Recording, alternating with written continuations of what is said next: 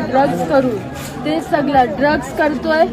हे रेप आणि हे उरणमध्ये परत कधीच नाही होणार असं हे गॅरंटी घेऊ शकताय का? हे आम्हाला पाहिजे परत कधी झाला.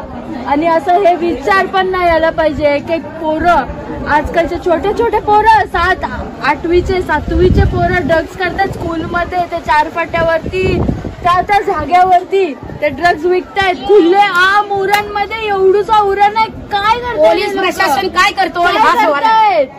काय करताय हे पोलीस?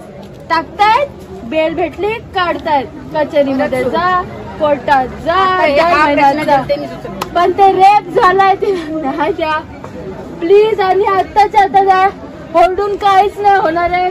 आणि हे परत कधीच नाही घडायला पाहिजे उरणमध्ये अख्या महाराष्ट्रामध्ये.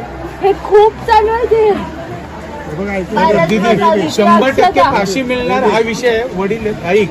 आता आपल्याला पोलीस यंत्रणा ताब्यात घेऊ शकतो का? नाही. मग आपण न्याय पोलिसांकडून आणि 100% वडील आहेत.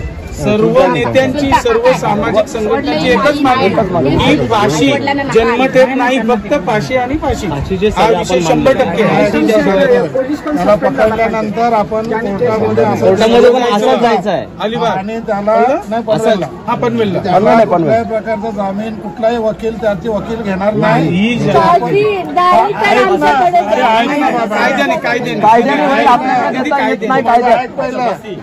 त्याला फास्ट ट्रॅक 2-3 महिन्यामध्ये त्याला कुठलाही म्हणजे त्याला सपोर्ट न देता वकिलाने पण केस नाही घेतली पाहिजे. 2-3 महिन्यात त्याला फाशी होईल. आणि त्याची पण पोरगी आपण काळजी घ्यायची.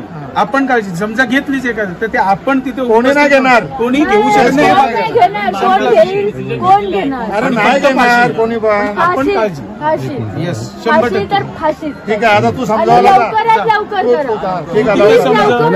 करा. एवढा वेळ नका. आरोपीला जमा करून ठेवून नका.